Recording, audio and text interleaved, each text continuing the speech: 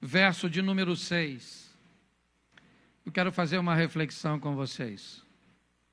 Só vou usar a primeira parte. Disse-lhe Jesus: eu sou o caminho. Repita comigo: eu sou o caminho. Isso. Vamos lá. E disse-lhe Jesus. Repita: disse-lhe Jesus. Eu.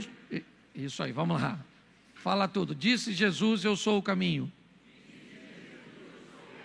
Feche os seus olhos. Senhor nosso Deus e Pai, muito obrigado por tua palavra. Fala conosco. Usa-me como um canal de bênção nesta hora, pelo poder do nome de Jesus. Amém. Glória a Deus. Amém. Eu quero te mostrar duas coisas neste versículo. A primeira foi a frase que lemos.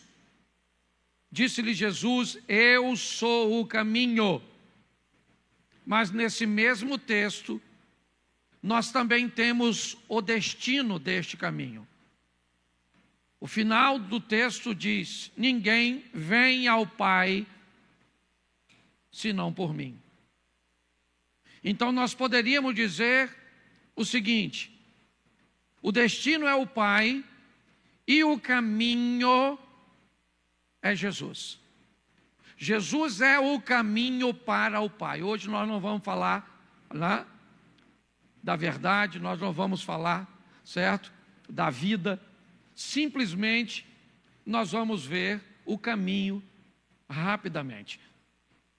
A primeira coisa que é importante nós entendermos é o que Jesus está usando por base para fazer esta afirmação. Todos que ouvem Jesus sabem que ele não está se referindo a qualquer caminho. Sabe que Jesus está se referindo ao caminho no deserto. Aliás, a maior parte dos trajetos percorridos pelas pessoas de longa distância era no deserto.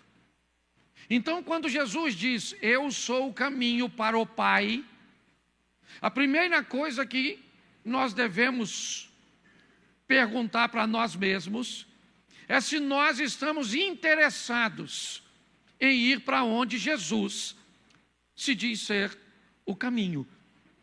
Porque não há nenhum interesse para fazer esta afirmação. Caminhar em Jesus, se ele não tiver o intuito de ter Deus como destino. Então Jesus está dizendo: eu sou o caminho onde? No deserto. E qual é o problema de um caminho no deserto?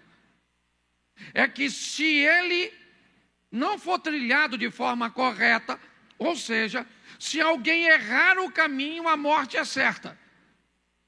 O povo, quando sai do Egito, sai para ir para a terra da vida, a terra que mana leite e mel. E eles erram o caminho. Eles vão peregrinar durante 40 anos no deserto. E eles só não morrem por causa da provisão divina da água e do alimento. Ou seja, errar o caminho, a morte é certa. Quando Jesus disse: eu sou o caminho para Deus, usando a figura do caminho no deserto, não se pode errar. E a segunda coisa que nós podemos ver nessa expressão caminho é: não existe caminho. Essa expressão caminho só pode ser usada por um trajeto cujo qual já foi percorrido. Tá certo? Se o trajeto não foi percorrido, ele não pode ser chamado de caminho. Para que a palavra caminho seja empregada, alguém tem que ter trilhado. Por exemplo, Moisés traz consigo a tipificação do Cristo no Velho Testamento. Ele é um libertador que entra na opressão egípcia para tirar o povo para a libertação. Mas você observa na história dele que quando ele mata o egípcio, o que ele vai fazer é percorrer o caminho do deserto até Midian. Moisés é alguém que vai trilhar aquele trajeto para fazer um reconhecimento do caminho, então ele volta, tira o povo, mas quando ele sai com o povo, ele já tem noção do que percorrer, porque ele conhece o caminho. Então Jesus está dizendo, olha, eu sou o caminho, tá certo? Para onde? Para o Pai. Ninguém vem ao Pai, senão por mim. Tá certo. Por que é importante essa visão? Porque se errar o caminho é morte. Não tem uma outra possibilidade. E o que ele está dizendo, eu vou percorrer. Se o contrário da morte é vida, o que ele está dizendo é, eu vou percorrer este caminho para depois conduzir você. Por isso que Jesus faz o trajeto do túmulo e não fica lá. Por isso que ele faz o trajeto da morte, mas a morte não o vence. Na verdade, ele está descrevendo, eu tenho autoridade para me tornar o caminho. Eu sou capaz de guiar vocês em segurança. Mas aí vamos a uma outra pergunta. Tem algum outro caminho? Porque se tem duas pessoas que fazem a mesma coisa, se tem duas pessoas que vendem o mesmo produto, se tem duas empresas que fazem a mesma coisa, eu posso fazer uma boa pergunta. Por que comprar com você? Por que você? Então Jesus disse, eu sou o caminho. O caminho para onde? Para o Pai. Errar o caminho é morrer. E eu tenho autoridade para dar vida, porque percorri o caminho da morte e a venci. Mas agora vamos a uma frase normalmente dita de forma popular, todos os caminhos levam a Deus. Então será que existe algum outro caminho que nos leve a Deus? Porque se houver, por que eu vou com Jesus? Por que não a Maria? Por que não o islamismo? Por que não? Se tem outro caminho, alguém tem que me explicar. Por que é que eu vou percorrer esse? Então Jesus disse de uma forma muito categórica, não há outro caminho além dele. Em nenhum outro nome há salvação. Ele é único e suficiente para nos salvar. Então por que ele? Porque não há outra forma. Ninguém além dele venceu a morte. Ninguém além dele pagou o preço. Então, quando ele diz, eu sou o caminho, eu sou o único. Não tem outra forma de se chegar ao Pai. Você pode ir para qualquer outro lugar usando outro caminho. Mas o único caminho que leva ao Pai, certo? João 14, é Jesus. Eu sou o caminho e ninguém vem ao Pai senão por mim. Em nenhum outro há salvação. Jesus está explicando isso de uma forma muito importante. Mas nós ouvimos também algo interessante. Como é que eu vou nesse caminho? Então tá bom, Jesus é o caminho, eu já entendi isso, ele me leva para o Pai, é para onde eu estou a fim de ir, tá certo? Não, eu estou a fim de ir para o meu próprio prazer, na minha visão, morreu, acabou, então você não precisa de Jesus. Ok? Eu quero ir para o inferno, eu vim agora mesmo de São Paulo, vim com Mary, e você passa em Itatiaia, está lá, na beira da Dutra, o templo que cada dia se torna maior a Satanás. Tá certo? Está lá na beira da rua com todas as imagens, os animais que vão ser oferecidos e todos os ritos. Tá certo. Se você perguntar a uma pessoa daquela lá se eles querem ir para o céu, qual é a resposta? Não. Eles querem encontrar com Deus? Não. Eles têm o direito de fazer isso? Sim. Então parece uma coisa boba perguntar, mas todas as vezes que você lida com alguém que diz que quer estar em Cristo para encontrar com Deus, mas não consegue entender o restante dessa história, essa pessoa, ela acaba se atrapalhando. Mateus capítulo 7, lá pelo verso 13, a Bíblia diz: estreita é a porta, apertado é o caminho que conduz à vida. Então preste atenção, Jesus é um caminho apertado. Jesus não é um caminho largo. Naquela caminhada descrita por Jesus no deserto, há uma recomendação a todos aqueles que vão caminhar no deserto: não leve nada além do necessário, porque no deserto tudo que não é necessário se torna pesado. Qualquer coisa que você leve no deserto que não seja necessário, inevitavelmente te torna um peso para você, pode impedir você de alguma forma. Pastor, mas como é que eu ando nesse caminho? Então vamos lá, se o texto se completa, vamos dar uma olhada em como eu devo ir em Cristo para me encontrar com Deus, num caminho estreito. Se eu errar, eu morro. O único que percorreu com sucesso foi Jesus. De todos os que morreram, o único que tem no seu túmulo escrito: ele não está aqui, ele ressuscitou, é Cristo. Então como é que eu trilho esse caminho? Então vamos dar um pulinho no escrito do apóstolo Paulo: revesti-vos de toda a armadura de Deus. Nesse caminho eu preciso utilizar os elementos, certo, que o soldado trazia consigo. A preparação nos pés para trilhar caminhos desafiadores do deserto, não como o deserto de Saara, com aquela areia, mas as pedras, os espinhos. É basicamente impossível caminhar com sucesso por um longo trecho sem ter os pés protegidos.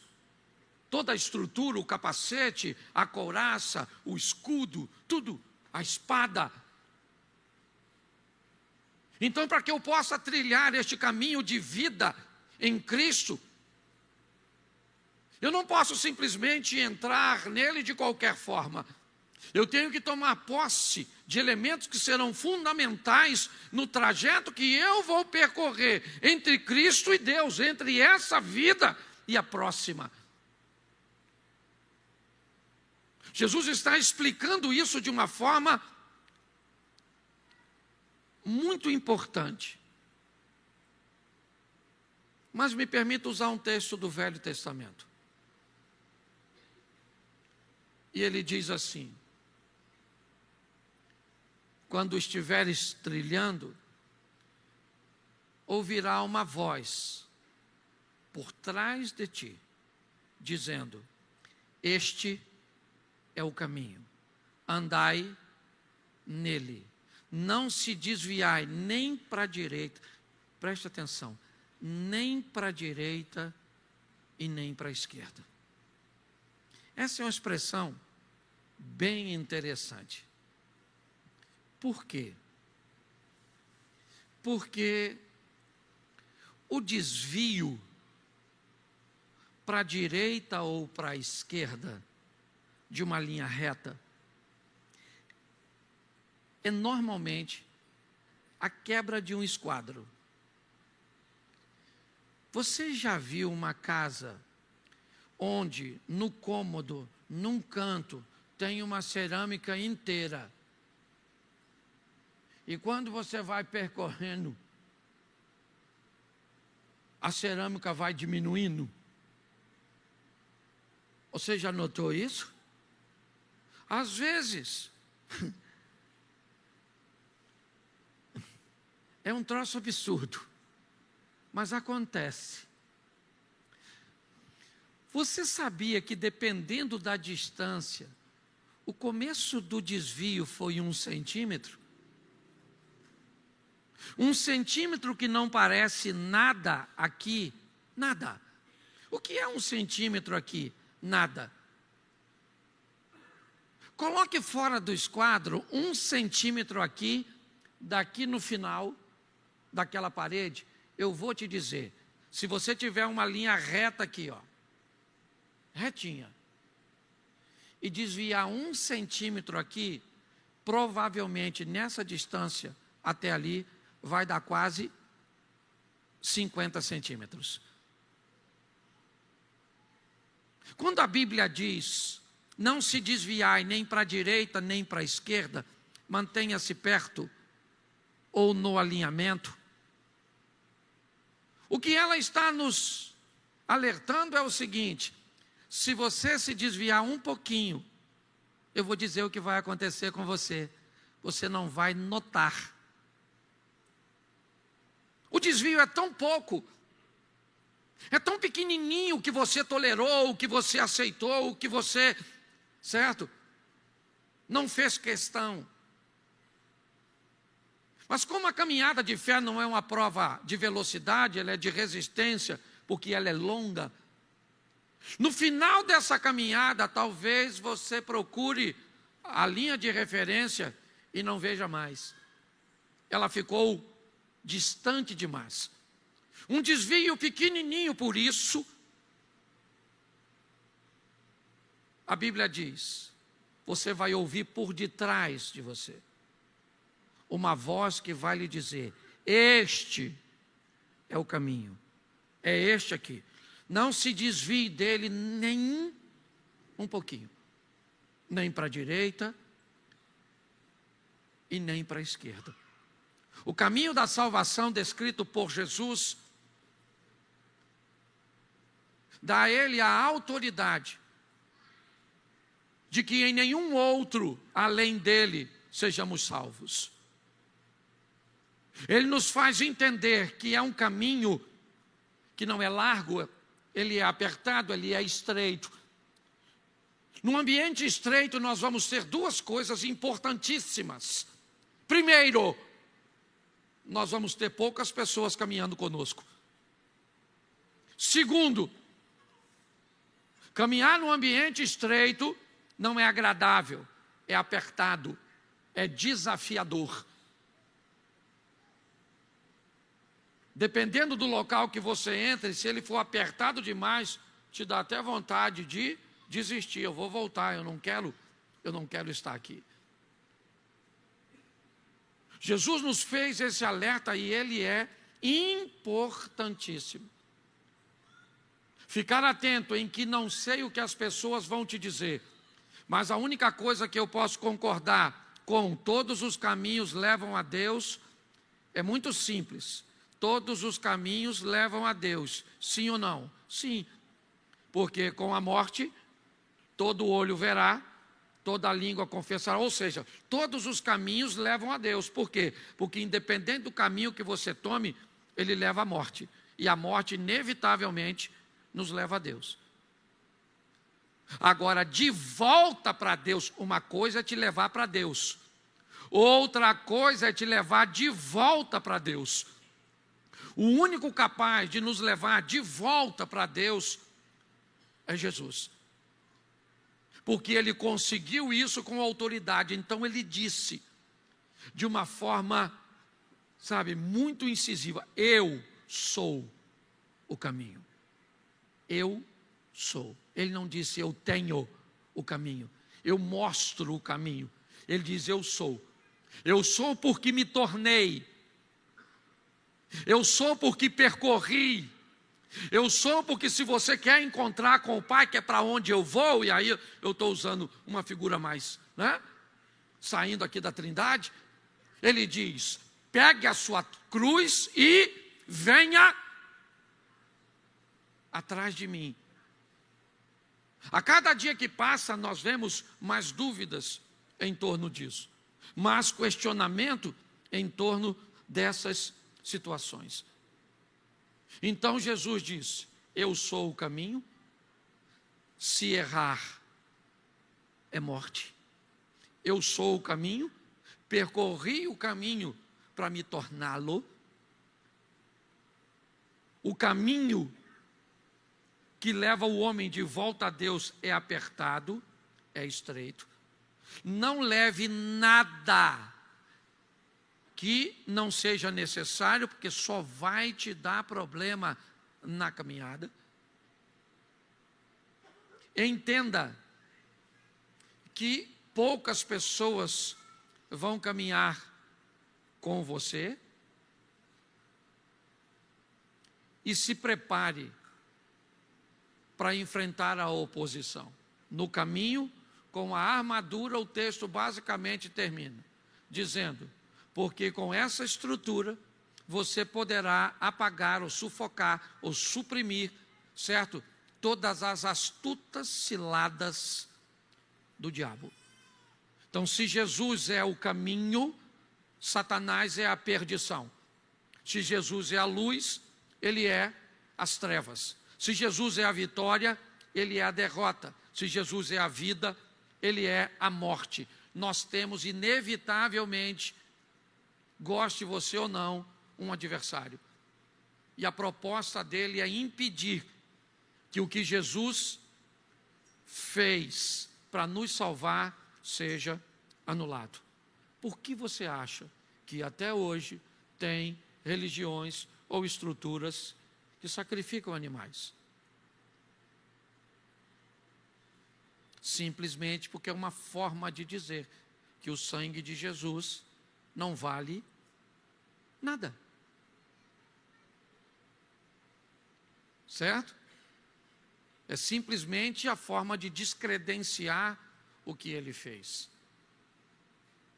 Agora, se nós queremos encontrar com o Pai, e eu acredito que todos nós desejamos, todos nós queremos, a regra é simples. Ele é único e suficiente. Evite levar qualquer coisa que se torne um peso para você. Cuidado com um desvio pequeno, porque no final dessa história você pode escutar: apartai-vos de mim, maldito, eu não sei quem você é. A minha reflexão hoje tem a proposta de que olhemos para uma expressão tão simples, mas ao mesmo tempo tão profunda. Eu sou o caminho, disse Jesus. Errar. Ah, pastor, o que pode me fazer errar o caminho? Simples. Um irmão pode fazer errar o caminho. Pode. Ele pode te aborrecer a ponto de você se desviar. A palavra desvio, né, é simplesmente sair do caminho. Aliás, essa é a conotação também da palavra escândalo. Tá certo? Você escandaliza quando alguém estava andando certinho e algo aconteceu e o tirou do caminho. Essa pessoa se escandalizou. Então você pode ter uma palavra de um pastor aqui em cima, que pode tirar você do caminho. Você pode ter uma brincadeira ou qualquer situação na igreja que pode te afastar do caminho. Você pode ter feito um negócio com alguém e esse negócio não foi legal, e aí você levou um prejuízo e isso tirar você do caminho. Você pode ter arrumado uma namorada e o relacionamento não foi muito extenso, não foi muito longo, e por causa do término de um relacionamento, pessoas se afastaram do caminho. A estrutura que o diabo vai usar para tentar nos tirar,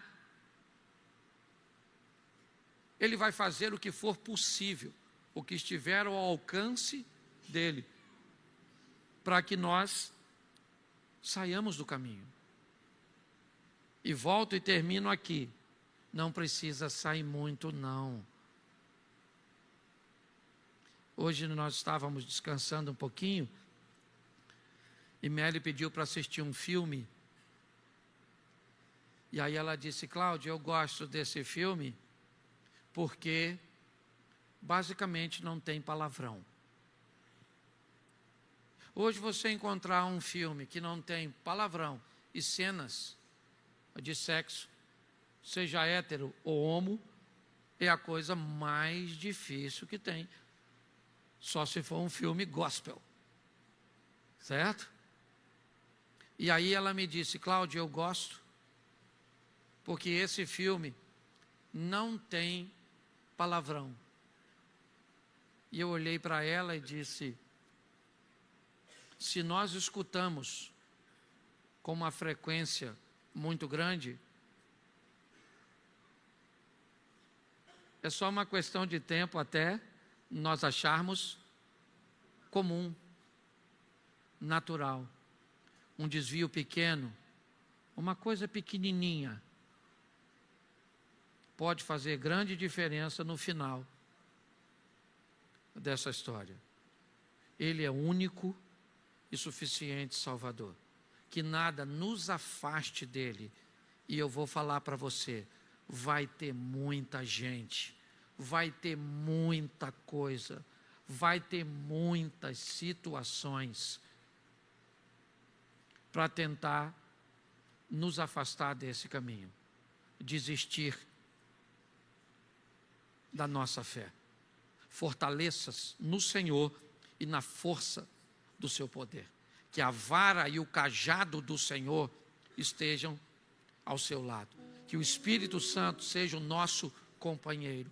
Que se cumpra em nós, 1000 cairão ao nosso lado, 10.000 à nossa direita, mas nós não seremos atingidos. Porque o Senhor dará ordem aos seus anjos a nosso respeito. A Bíblia diz: aquele que perseverar até o fim receberá a coroa da vida. Todas as propostas do Apocalipse são apenas para um grupo de pessoas: os vencedores. Ao que vencer será vestido de vestes brancas, ao que vencer receberá uma pedra, ao que vencer será feito coluna, ao que vencer comerá da árvore da vida. É o que vencer, o que vencer, o que vencer e o que vencer, e nós venceremos pela misericórdia, pela graça de Deus e pela proximidade com o Senhor. Você pode ficar de pés neste momento. Que nada nos separe do amor de Cristo. Quando o apóstolo Paulo escreve isso, ele sabia o que estava dizendo, certo? Nada, nem a altura, nem a profundidade, nada vai nos separar do amor de Cristo. Feche os seus olhos.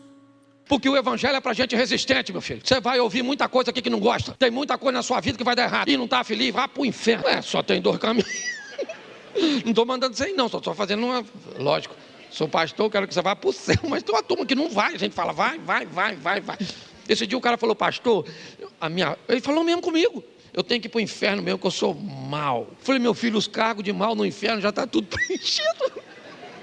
Você lá vai ser a Cinderela. Falei com ele. Então aprenda uma coisa nessa vida, meu irmão: 1000 cairão ao teu, 10.000 cairão à sua, mas você vai ficar de pé. E não é porque a vida para você é fácil, não. É porque você está ao lado do Senhor. A vara e o cajado do Senhor é o que te sustenta. Eu quero fazer uma reflexão com vocês, mas eu quero citar algumas coisas antes de ler o texto. Nós vamos ler um texto que já foi falado aqui, Mateus, capítulo 7. Se você já quiser ir abrindo a sua Bíblia, fique à vontade, o texto também vai aqui para a tela. Mas eu quero, antes, obrigado, irmão, de ler esse texto, eu quero fazer algumas colocações. Quando Davi deseja levar a arca da aliança para Jerusalém, é um ato nobre de alguém que tinha um interesse de honrar e de valorizar a Deus. A arca da aliança trazia consigo a representação da presença do próprio Deus. O zelo cujo qual Davi tinha era muito grande. Ele mandou fazer uma grande festa. Ele preparou 2 carros novos, escolheu os melhores bois que nunca haviam sido usados em nenhuma outra atividade. Preparou toda aquela estrutura, colocou a arca em cima daquele carro de bois, colocou homens para aguardar a arca, supervisionar aquela transição da casa de Obed-edom até Jerusalém. Mas num determinado momento, o baú, a arca da aliança, ela sacudiu pelo movimento dos bois. Não havia amortecedores, então todo o impacto, era direcionado para aquilo que o carro estava carregando. E a arca ameaçou cair. E um dos indivíduos que estavam responsáveis, então segurou para que a arca não caísse. E ele acabou morrendo no momento que tocou a arca. A intenção de Davi era a melhor. A forma cuja qual ele resolveu honrar a Deus foi bem interessante. Todo mundo bem vestido, os músicos tocando, toda a estrutura preparada. Ele só esqueceu de uma coisa muito simples, de fazer da forma correta. A arca da aliança não podia ser levada daquela forma. Ela tinha que ser conduzida nos ombros dos sacerdotes. Ele tentou fazer da melhor maneira possível, mas ele fez da maneira incorreta. Isso nos mostra que para Deus o que vale não é a intenção. Isso nos mostra que antes de fazermos algo para Deus, é muito importante que saibamos como deve ser feito. Nós tivemos uma palavra de oferta. Eu posso ofertar de qualquer jeito? Não. Eu posso dizimar de qualquer jeito? Não. Eu posso me vestir de qualquer jeito? Não. Eu posso me casar de qualquer jeito? Não. Ou pelo menos eu não devo fazer de qualquer jeito, porque eu posso trazer sobre mim uma série de consequências, uma série de problemas. Então, se vamos servir a Deus, e a tônica é unidade, onde a nossa proposta é todos trabalhando com a mesma finalidade, com o mesmo propósito, e isso também nos expõe a agradar a Deus e servir a Deus. Nós precisamos conhecer um pouco mais e entender que estamos numa batalha onde vamos enfrentar grandes oposições.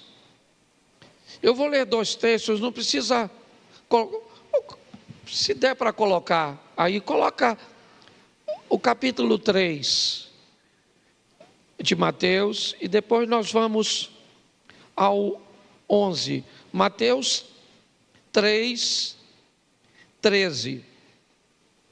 Depois a gente vai ao 7, que é a palavra. Preste atenção. Por esse tempo, dirigiu-se Jesus da Galiléia para o Jordão, a fim de que João o batizasse. Ele, porém, o dissuadia, dizendo, João, eu que preciso ser batizado por ti, e tu vens a mim? Mas Jesus lhe respondeu: deixa por enquanto, porque assim nos convém cumprir toda a justiça. Então ele o admitiu.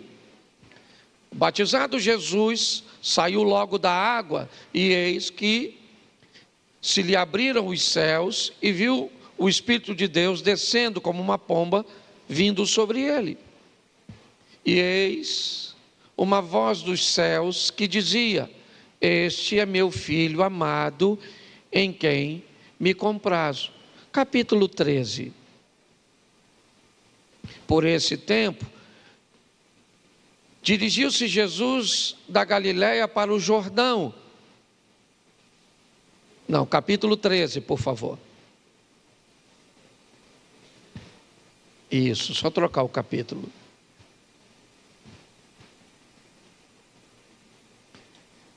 Eu preciso te mostrar isso antes. Tá, deixa eu colocar aqui.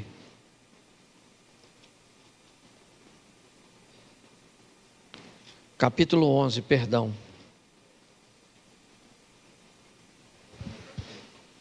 Naquele mesmo dia, capítulo 11, ora, tendo acabado Jesus de dar as instruções aos seus 12 discípulos, partiu dali a ensinar e a pregar nas cidades deles.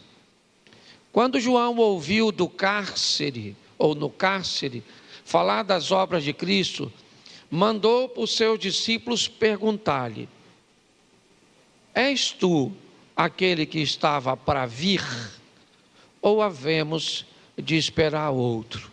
Preste atenção em mim agora.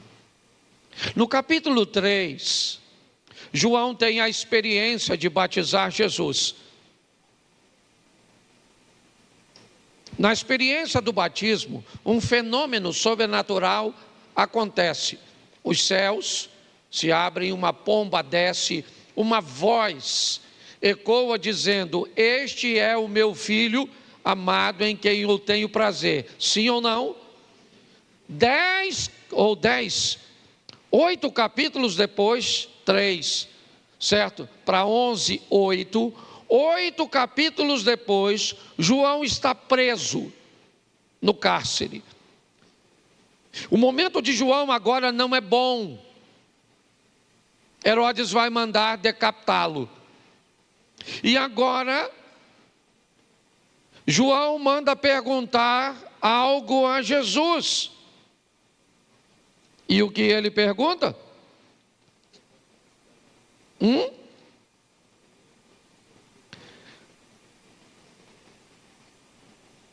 Ele é o Messias mesmo? Ou nós devemos esperar outro? O homem que experimentou tudo isso, a diferença de idade entre Jesus e João Batista era apenas 6 meses. Eles eram primos de segundo grau. Isabel era prima de Maria. Quando nós olhamos para isso, vemos um homem que agora não está muito certo, não está muito firme. Ele manda perguntar a Jesus, mas ele ouviu a voz, ele viu a pomba, ele teve a experiência.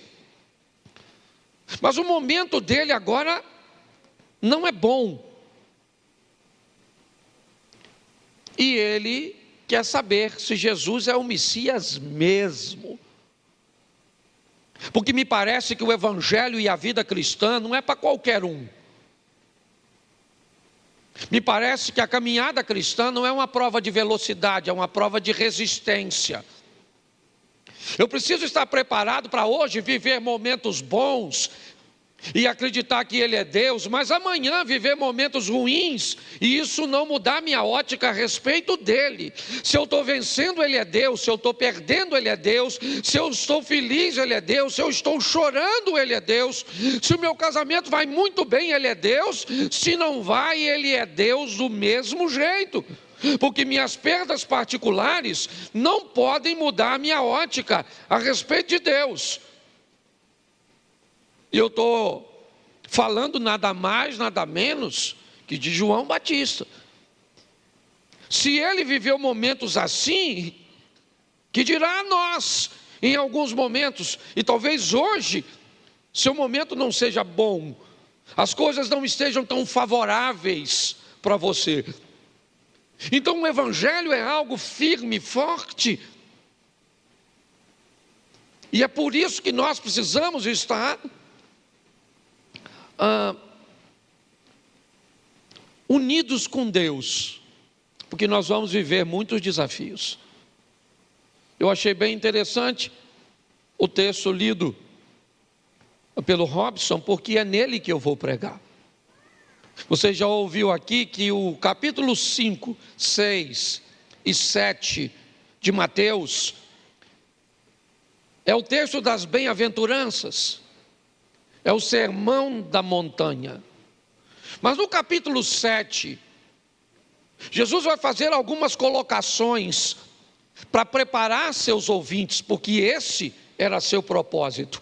Preparar as pessoas para momentos difíceis, levar seus discípulos a conviver com tempestades e não com calmarias, levar seus discípulos a viver com perseguições, com incompreensões, com abandono, com mentiras, com falsos testemunhos.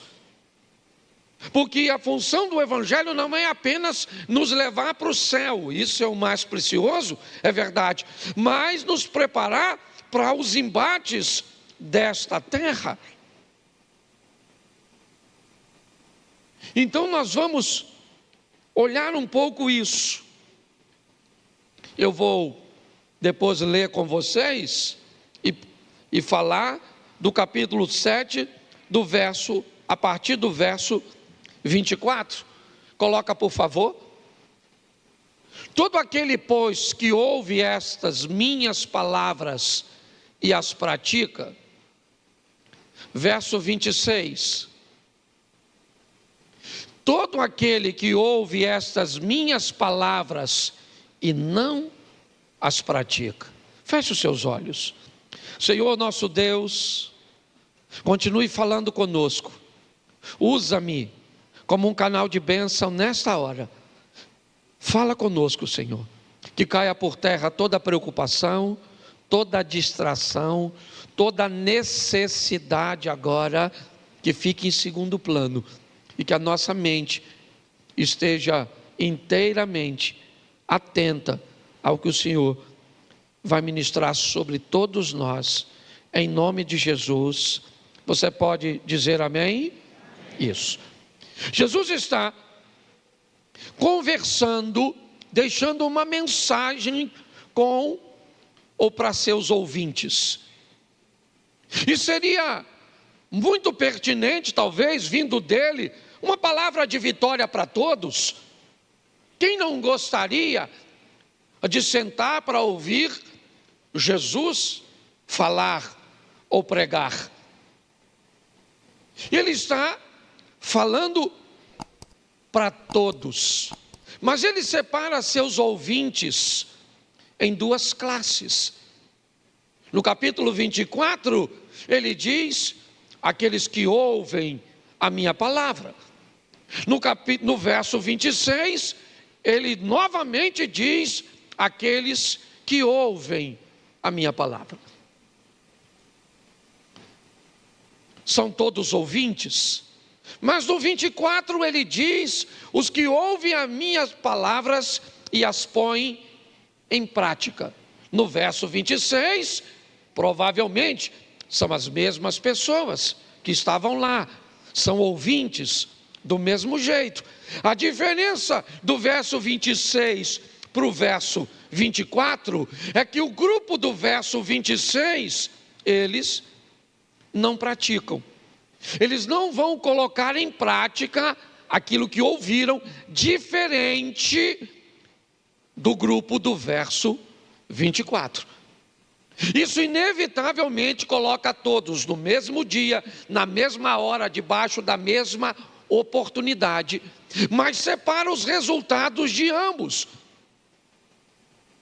O resultado do versículo 26 é diferente do resultado do versículo 24.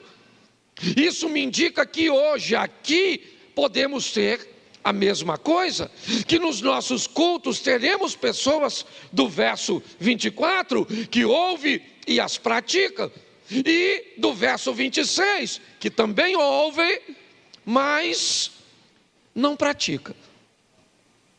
O tempo inteiro no capítulo 7, Jesus está falando de ações diferentes. Se você observar, ele abre o capítulo dizendo: aquele que bate, se abre; aquele que pede, recebe; aquele que busca, acha. Não é isso que está escrito? Sim ou não? Sim ou não? Isso. Pede, recebe; bate, se abre, certo? Busca, acha. Será que isso é uma verdade absoluta? Será que todos que pedem recebem? Será que todos que batem a porta abre? Será que todos que buscam eles conseguem achar?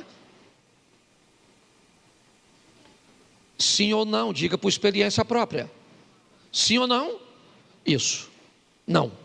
Nem todos que pedem recebem, nem todos que buscam acham, nem todos aqueles que batem se abrem. Mas o que Jesus está buscando ensinar é: se você pede, você pode receber, sim ou não?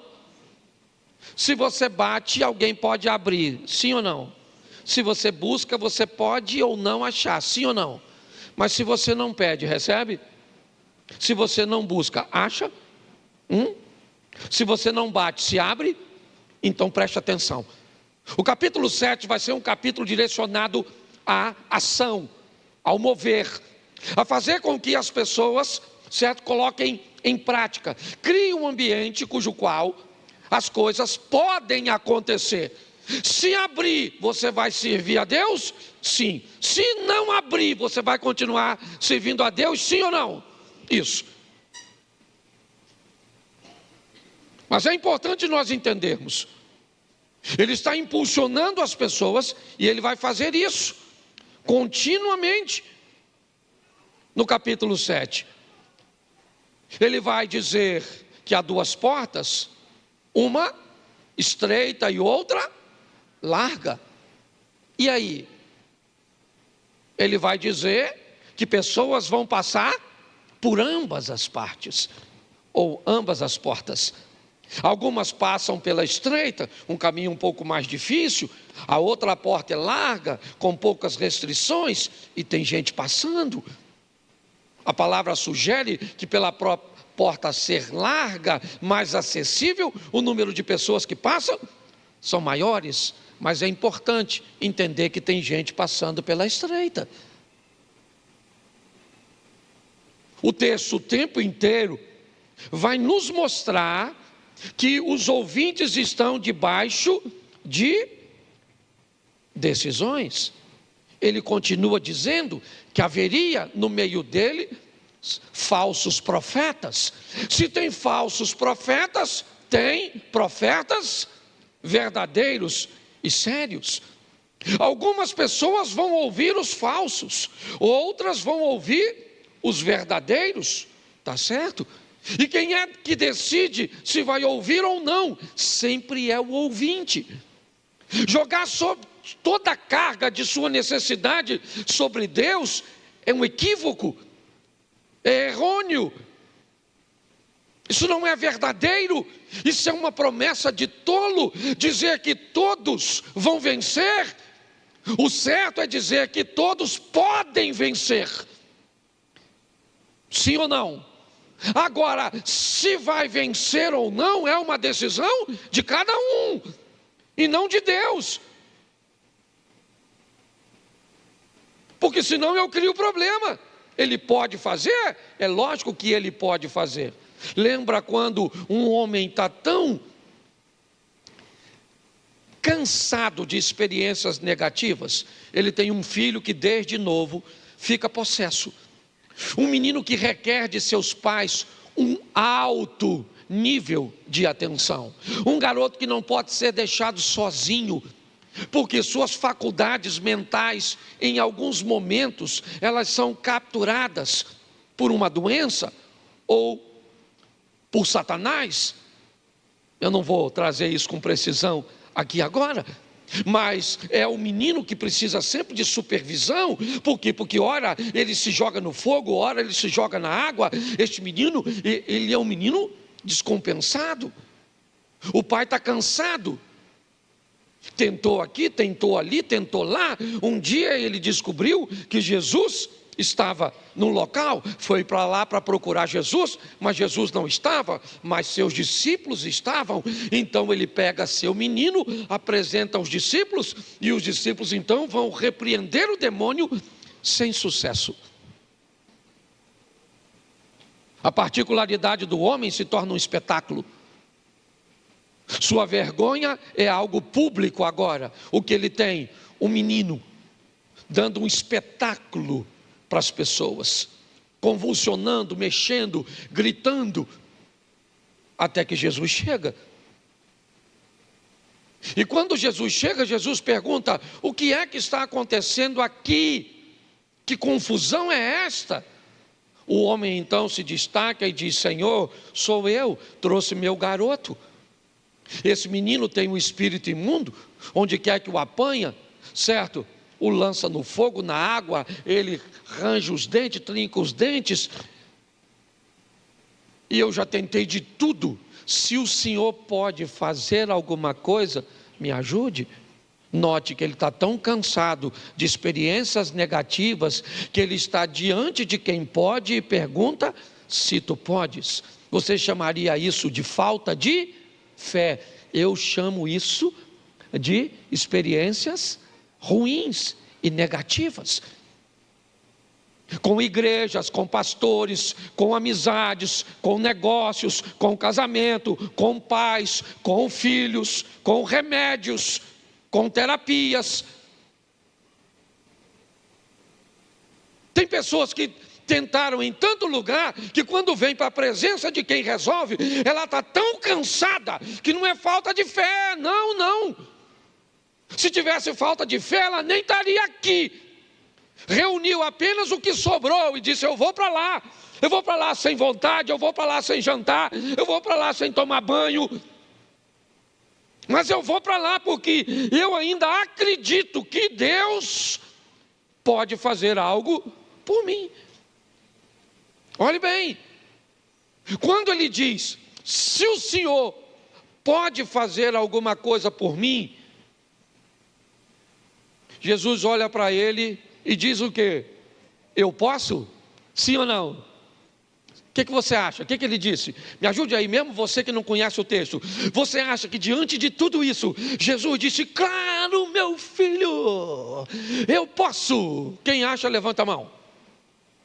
Isso. Jesus olhou para ele e falou assim: se você pode crer, tudo é possível que crê. Poxa, gente, o cara já estava lascado. Jesus não facilitou. Jesus disse: olha, mesmo com tudo para te desanimar, eu preciso te dizer uma coisa: pegue o restinho da força que te sobrou e coloque de pé e haja. Você está entendendo? Porque eu posso fazer. Então não vem para cá me apresentando uma situação difícil que pode ser difícil para você, para mim não é. Você consegue entender? Nós precisamos nos fortalecer, entender que a coisa não é tão fácil como nos disseram, e que depende muito mais de nós do que do nosso Deus. Então tem falso profeta, sim ou não? Mas tem profeta verdadeiro. Tem porta larga, sim ou não?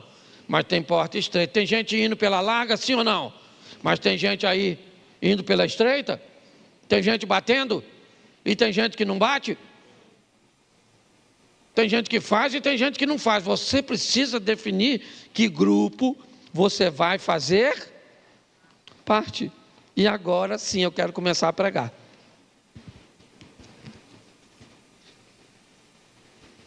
Todo aquele que ouve, volta no 24. Todo aquele que ouve essas minhas palavras e as pratica. Bom, ouviu e praticou. Eu vou compará-lo, é o que disse Jesus. Será comparado a um homem prudente que edificou a sua casa sobre a rocha. Verso 25. Caiu transbordaram sopraram e deram com ímpeto contra aquela casa que não, porque for edificada sobre agora vem o 26. Todo aquele que ouve essas minhas palavras e não as pratica, será comparado a um homem insensato que edificou a sua casa sobre verso 27. Caiu transbordaram sopraram e deram com ímpeto contra aquela. Coloca o verso 25 de novo. Caiu transbordaram sopraram e deram com ímpeto contra aquela. Coloca o 27 de novo. Caiu transbordaram sopraram os ventos e deram com ímpeto contra aquela. E ela, sendo grande a sua, isso. Nós temos dois grupos. Tá certo? Aqueles que vão obedecer. E agora você que obedece e faz tudo certinho, vou te dar uma notícia: não tem luta, não tem chuva, não tem vento, não tem rio, não tem nada. Você tem uma vida fácil, porque a obediência deixa você imune. Verdade ou mentira? Isso. Tem chuva para quem obedece? E tem chuva para quem não obedece? E tem rios para quem obedece? Ou torrentes?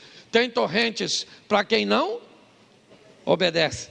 Tem vento para quem obedece? E tem vento. Eu achava que não tinha. Eu estou falando sério. Quando eu comecei, eu pensava: se eu botar a minha vida, sabe, fizer tudo certinho, é só aguardar que vai dar tudo certo. Mas não. Aqui diz que a luta que vem para o obediente vem para o desobediente. Esse dia alguém falou assim comigo: roubaram o carro de fulano. Também? Era macumbeiro, pastor. Eu falei: era, rapaz. Roubaram o carro do macumbeiro. Aí eu parei, porque eu sabia, né? A gente sabe o que a pessoa está. Aí eu parei, ele falou: o que foi, pastor? Eu falei: roubaram o carro de 3 irmãos lá na igreja esse ano passado. Será que eles estão na macumba? Não, porque tem gente que o desemprego só vem para quem não é crente. A crise no casamento só vem para não é crente. A doença só vem. Ô meu filho, a Bíblia diz que o sol que nasce para o justo, nasce para o injusto. O que eu aprendi nessa vida, certo? É que quando o sol está quente, meu filho, alguns podem usar Ray-Ban. É só isso. Mas o sol vem para todo mundo. Então a dificuldade é para todos. A diferença é que tipo de relacionamento eu tenho com Deus. Ele é sobre rocha. Então se ele é sobre rocha, ele está firme, vai ventar, as torrentes vão vir, as chuvas vão vir, mas eu vou ficar de isso aí. Você vai brigar no seu casamento, você vai ter vontade de matar sua mulher, ou você vai ter vontade de matar seu marido, você vai falar que essa praga que eu casei com essa pet, que essa mulher, essa sogra minha parece que vem direto com a vassoura dos infernos, do 5º, do 4º, sei lá de onde, qual é a categoria. Mas você fala: um dia ela vai morrer, Senhor, ou sei, e sem a minha ajuda, mas eu não vou até o fim, certo? Não, é verdade. Tem dia que dá vontade de você fazer tanta coisa. Tem dia que dá vontade de você desistir mesmo não tendo nada. A vida é engraçada. Entende? Porque é assim que funciona. Você é gente. E pode orar, botar o joelho, a boca no chão, a língua no pó. Pode botar tudo que a luta vai vir para tu. Se Jesus, a luta veio para ele. Ele conversou com Deus. Olha bem, não sei nem como é que é isso. Eu não sei, tem coisa que tem texto bíblico que eu não consigo entender. Certo? Né? Aquela mulher de Marcos 7:24, que a filha dela estava possessa. E Jesus chamou ela de cachorra, lembra? Ela falou: Senhor, o senhor não podia libertar minha filha? Ele falou: eu não vim aqui para os cachorros. Eu imagino se fossem os irmãos aqui da igreja. Tinha saído da igreja de Jesus. Não quero mais o senhor como pastor. Certo? Jesus endureceu para ela, sim ou não?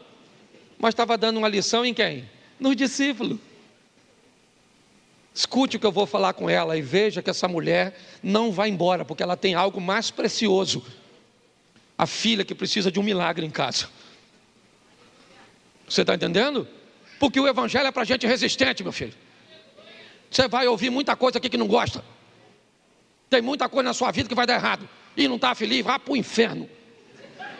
Só tem 2 caminhos. Não estou mandando você ir não, só estou fazendo uma... Lógico, sou pastor, quero que você vá para o céu. Mas tem uma turma que não vai, a gente fala, vai. Esse dia o cara falou: pastor, ele falou mesmo comigo: eu tenho que ir para o inferno mesmo, que eu sou mau. Falei: meu filho, os cargos de mal no inferno já está tudo preenchido. Você lá vai ser a Cinderela. Falei com ele. Então, aprenda uma coisa nessa vida, meu irmão: 1000 cairão ao teu, 10.000 cairão à sua, mas você vai ficar de pé. E não é porque a vida para você é fácil, não. É porque você está ao lado do Senhor. A vara e o cajado do Senhor é o que te sustenta. Então Jesus está explicando isso aqui, certo? Quem obedece, escuta as palavras, vem a chuva, vem os rios e vem os ventos. Sim ou não? E para quem não obedece também vem do mesmo jeito. A diferença é que a casa que está sobre a rocha se mantém de isso. O que indica que na luta a diferença não está no inimigo, mas sim na estrutura do indivíduo que está batalhando, que está pelejando. Entendeu? Então, o diabo, ele vai usar as armas dele, certo? E se tem uma coisa que o diabo sabe fazer, é trabalhar. Trabalha bem. Só que eu comecei a me perguntar: que rocha era essa? Aliás, alguém sabe me dizer o que é a areia? Quando as ondas batem nas rochas, elas tiram das rochas fragmentos. Esses fragmentos minúsculos de rocha formam o quê? Isso. Então preste atenção: quem vai construir sob o mesmo material, a fé. A diferença é que a fé é sólida para alguns, firme, estruturada, e para outros nem tanto. Ela é fragmentada. Dizer que você está aqui e não tem fé, eu estaria brincando com você. Não pode. Todo mundo que está aqui tem fé. A densidade dessa fé que você tem é que talvez não seja tão firme para você parar de fumar, para você parar de beber, para você parar de se prostituir, para você parar de mentir. Talvez a sua fé, a fé que você tenha, ela não seja tão, densa ou intensa, a ponto de que você consiga resultados mais satisfatórios. E pelo que eu entendi, aqui, isso depende muito mais de nós do que de Deus. Porque no que depender de Deus eu não vou ganhar. No que depender de Deus eu já ganhei. Amém? Isso. Agora, isso depende de mim. É assim que funciona.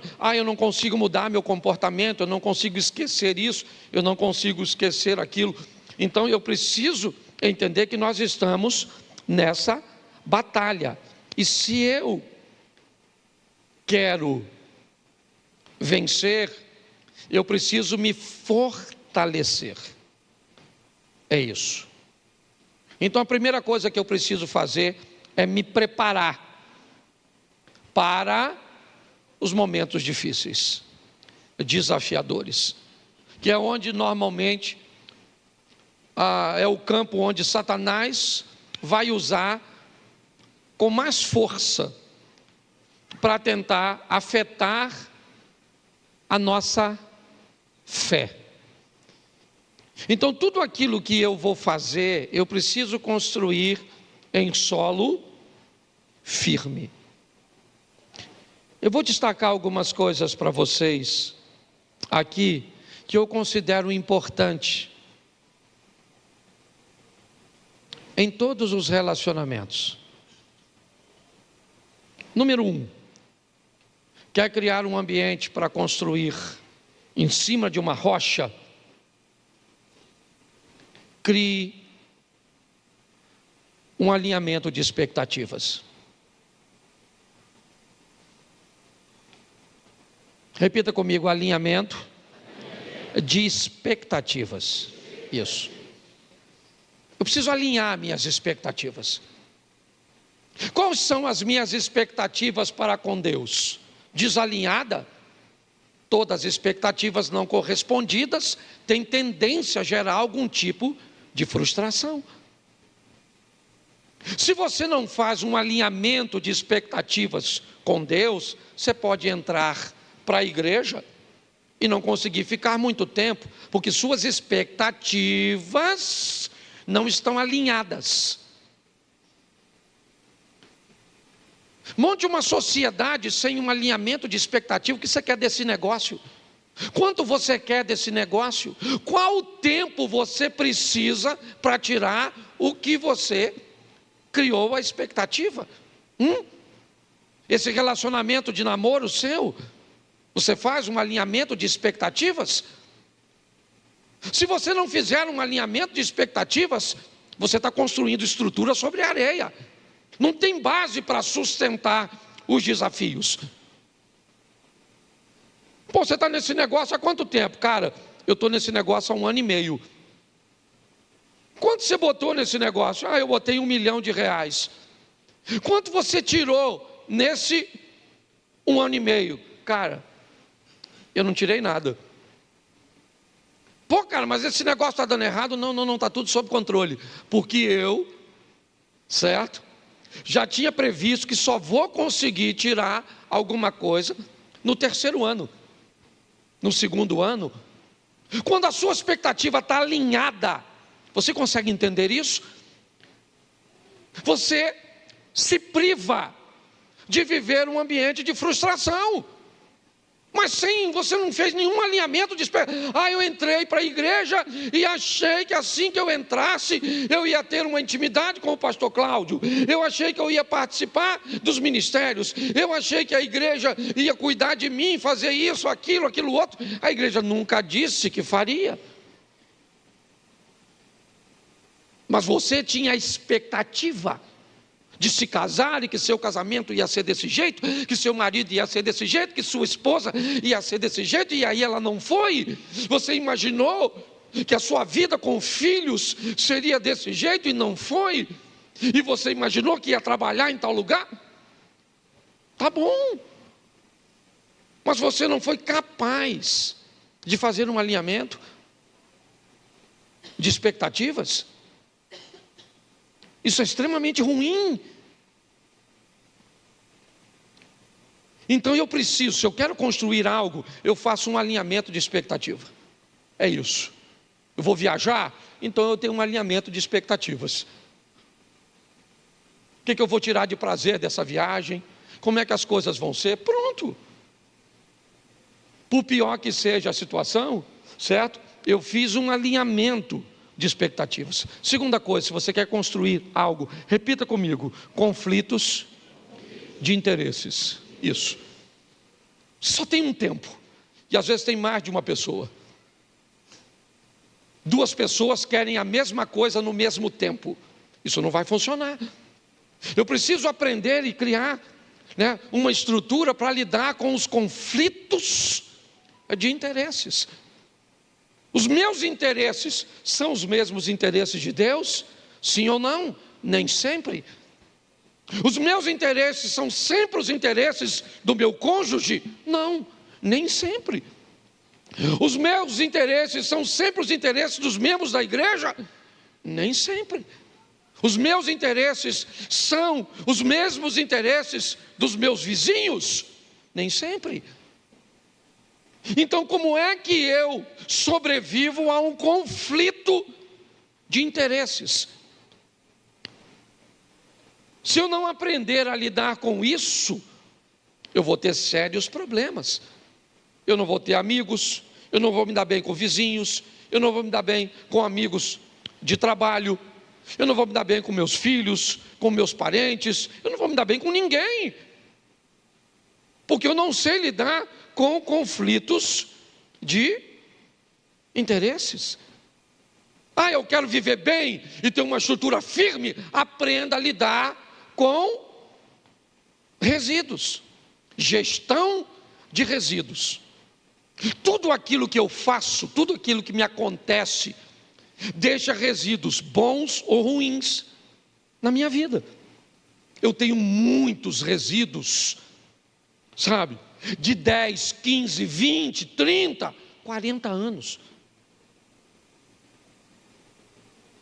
Resíduos que não são orgânicos, que volta e meia eles saltam novamente. Eu tenho que lidar com lembranças de abandono, lembranças de rejeição, lembranças de traição, lembrança de vergonha, de humilhação. Eu tenho que lidar com isso. São resíduos. Alguns resíduos, eles são orgânicos, biodegradáveis.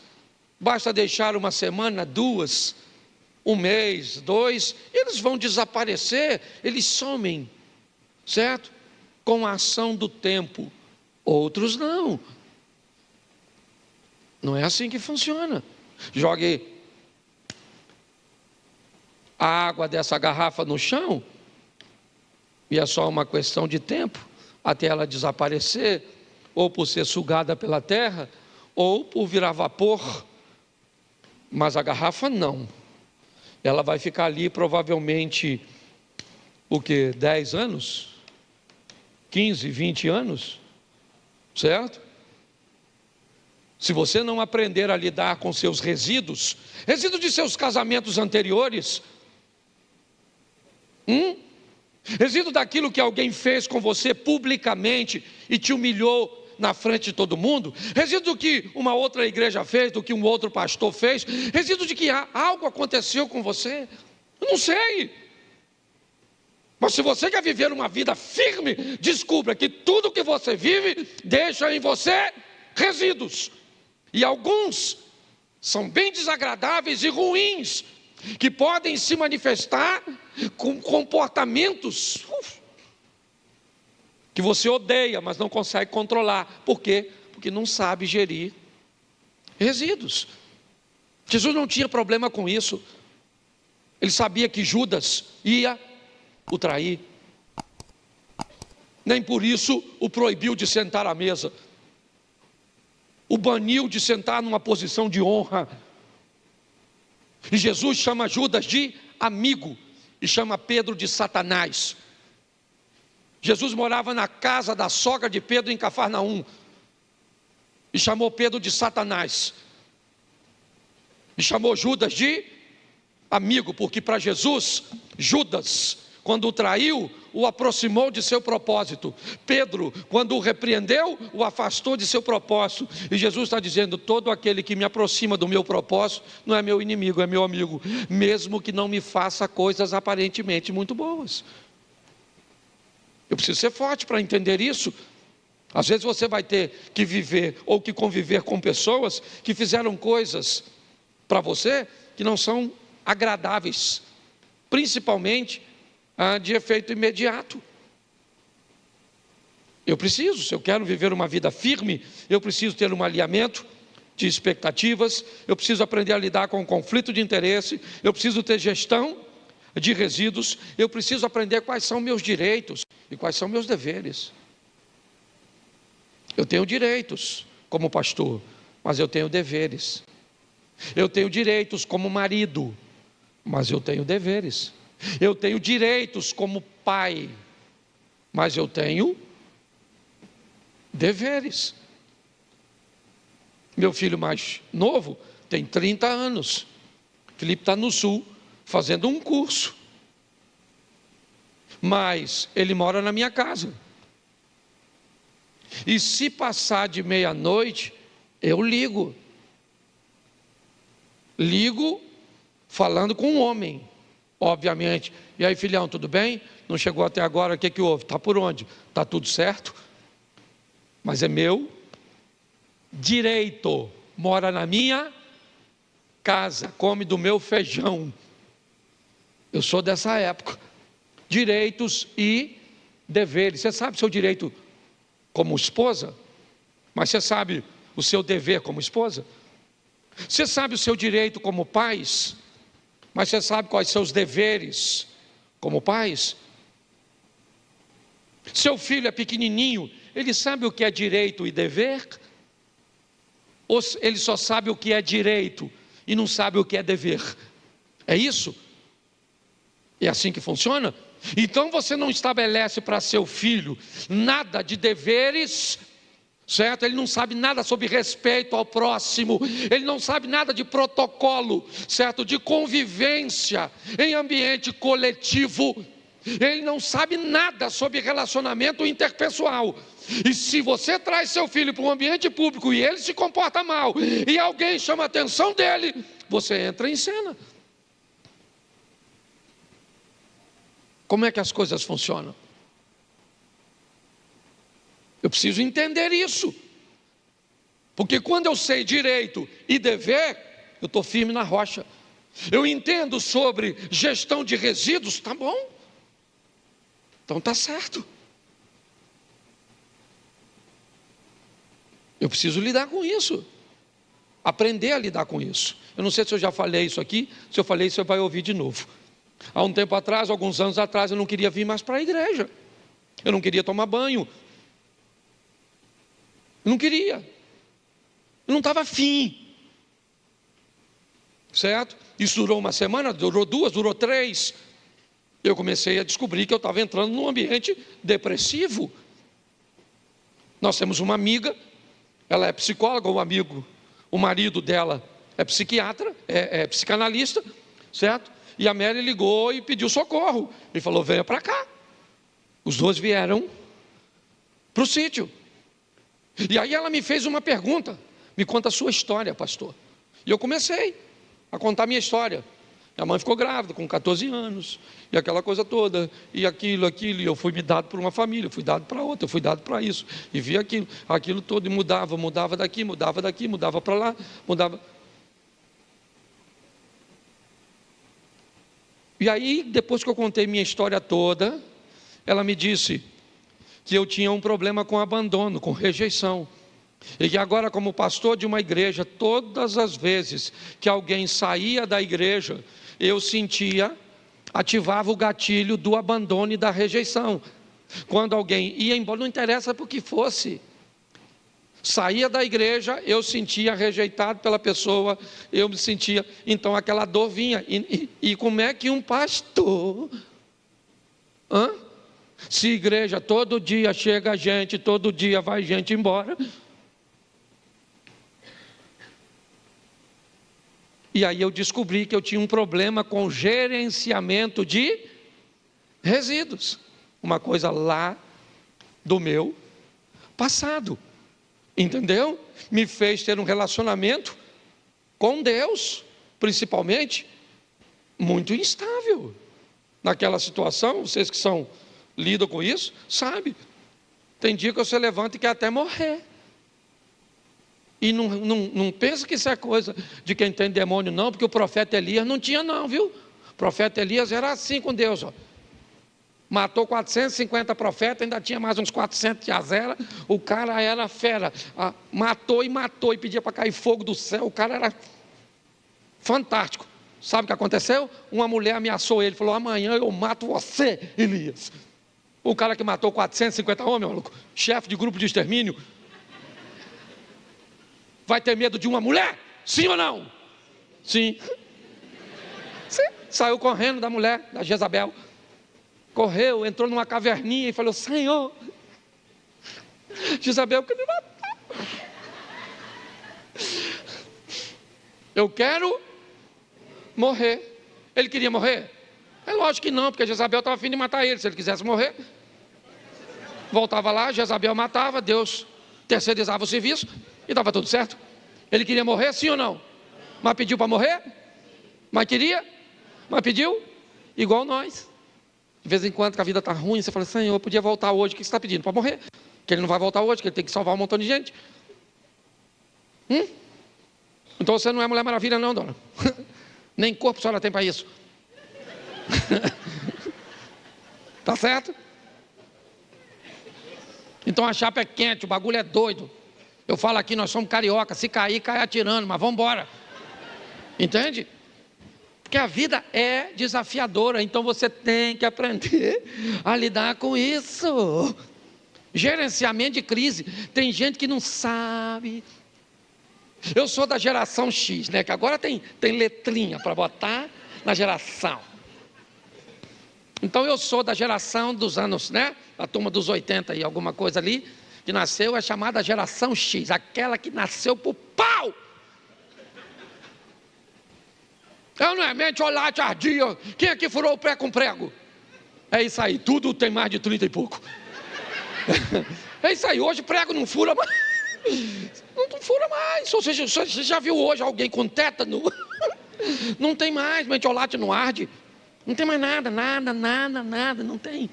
Certo? Pode olhar. Ok? Seu pai falava: levanta, vagabundo. Vamos embora trabalhar. Chamava você o quê? Se você for gordinho, rolho de poço, chupeta de baleia. Chamava tudo na escola, sim ou não? Testa de marquise. Chamava ou não chamava? E você tinha algum problema com isso? Nada. Tinha nada. A turma firme, forte.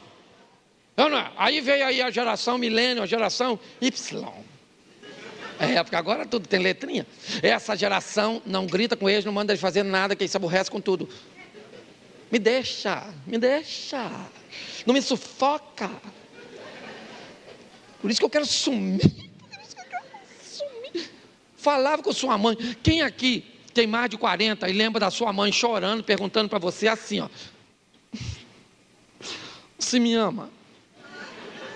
Você lembra da sua mãe falando isso para você? Sua mãe falava: se você me ama, eu não quero saber. Você que me respeita, que eu desço o cacete em você. Chamava o conselho tutelar, ela falava: eu bato no conselho tutelar, no Alexandre de Moraes, no Maduro, no Verde, eu bato em todo mundo, no líder do Hamas. Para pensar. E nós somos pastor, estamos vivendo com essa turma toda. Esse grupo aí, eles, se você pressionar, eles não faz. E se você não pressionar, aí é que não faz. Aí é que não faz mesmo. Mas tem uma pior, que é essa tal dizer. Pastor, o que é isso? Isso aí é gelatina. Eu não sei nem o que eles são. Aí como é que vai ser crente? Não pode levar um fora de uma menina.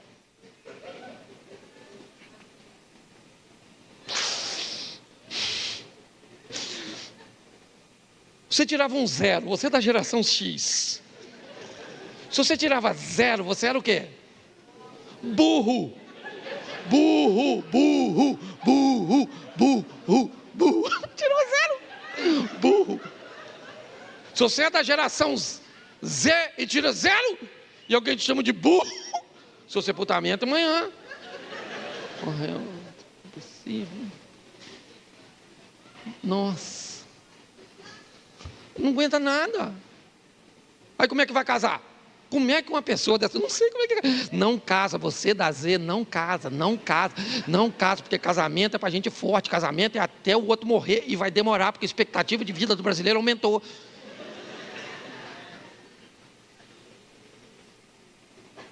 Eu estou falando sério.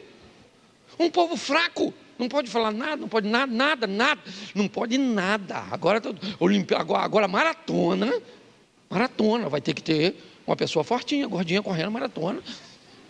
Eu fico pensando o que os quenianos vão fazer da vida, que a única coisa que eles sabem é correr. E não pode mais chegar na frente dos outros, que é humilhação. O futebol acabou, que você der 2 dribles, leva cartão amarelo. Porque o outro, o adversário, se sente ofendido. Nossa, vai para casa. Pelo amor de Deus. Então, se a gente não fizer alguma coisa, esse povo vai para o inferno. E tem lugar, hein? Jesus disse: na casa do meu pai tem muitas moradas, e no inferno também tem uns barraquinhos. Não é morada não, é uns barracos.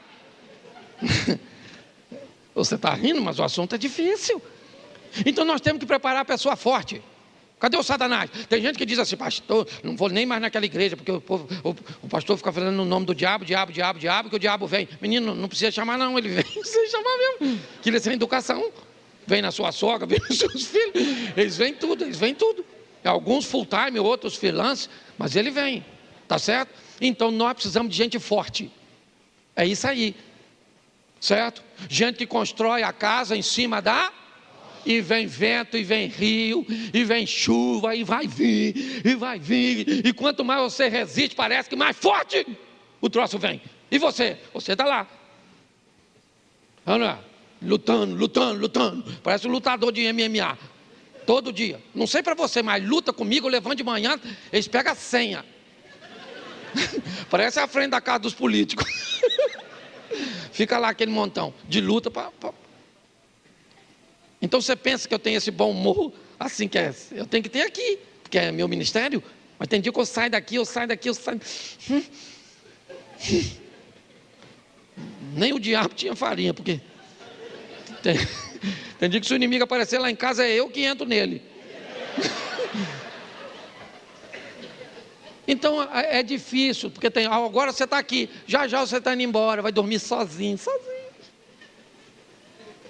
Nem lembro, mas estou sozinho. Que rapaz? Feche seus olhos e fala: Senhor está aqui comigo, certo? E eu estou firme, e um dia eu vou estar com o Senhor na glória, certo? E eu vou lutar, vou ouvir e colocar em prática. Então está casado, fica casado, está solteiro, casa não, certo? Ué, estou falando... Hoje eu vim dizendo, eu nem sei se eu tomei meu remédio, eu acabei com a igreja hoje. Você que está visitando, não repara não, viu? Mas gente, um povo muito mole. Não gostei, sabe? O pastor hoje falou comigo assim: estou noivo, ia casar sábado. Então casa, tem espaço para sofredor. Tem gente que torce para botar fogo, você está entendendo? Então vamos embora. Brinquei aí com o irmão, tá certo? Então, é assim, gente. E vamos embora, certo? Então vamos ler a Bíblia, vamos orar, e vamos preparar para guerra, meu irmão. Posso ouvir um amém da igreja? Amém. Então você fica de pé e fala assim: soldado. Vamos para a guerra. É isso aí. Feche seus olhos, pode fechar, que ninguém vai pegar nada seu. Se você tiver a fim de ir para o céu, agora mudou. Antes tinha uma sala, está ficando tão difícil ir para o céu. Para você ter noção, está ficando tão difícil ir para o céu, que até a sala que era ali para ir para o céu, botaram mais longe. Não fui eu não. Agora é atrás aqui, você sai aqui, vira assim à direita, à esquerda. Lá no cantinho tem uma porta de vidro, vai ter uma sala climatizada para orar por você. Pastor, eu quero voltar para Jesus, eu quero receber Jesus pela primeira vez, eu quero só saber quais são os horários de culto. Pastor, eu quero saber o dia que o senhor não está pregando para minha filha. Você pode dar um pulinho lá que alguém vai orar por você, tá certo? Agora, se você quer ir para o inferno, manda lembrança para o chifrudo, porque nós não estamos afim de não. Então a sua vitória não depende de Deus e também não depende de Satanás não, viu? Porque ele não vai afrouxar não, ele vai continuar lutando. Agora segura na mão do Senhor, se fortalece nele, na sua palavra, no poder da oração, certo? E com certeza você se tornará invencível. É assim. Feche seus olhos. Pai, muito obrigado por essa noite, que todos nós que ouvimos a mesma coisa, possamos firmar os nossos pés na rocha, numa estrutura inabalável. Sabemos que isso não nos deixará imunes aos ataques, às ciladas do inimigo, mas sabemos que no Senhor nós vamos vencer. Toma os nossos negócios, toma o nosso emprego, toma o nosso casamento, toma os nossos filhos, os nossos netos, os nossos bens, mas mais do que tudo, Senhor, fortalece a nossa fé, que não venhamos nos perder, ó Deus, e jamais desistirmos. Não somos daqueles que retrocedem, somos daqueles que vão adiante para a conservação da alma. Continua conosco, Senhor, nessa caminhada. Leva-nos aos nossos lares, guardado por tuas boas mãos poderosas. Que o grande amor de Deus, o nosso Pai, a graça de nosso Senhor e Salvador Jesus Cristo e as doces consolações do Santo Espírito de Deus seja para com todo o povo do Senhor, e todos digam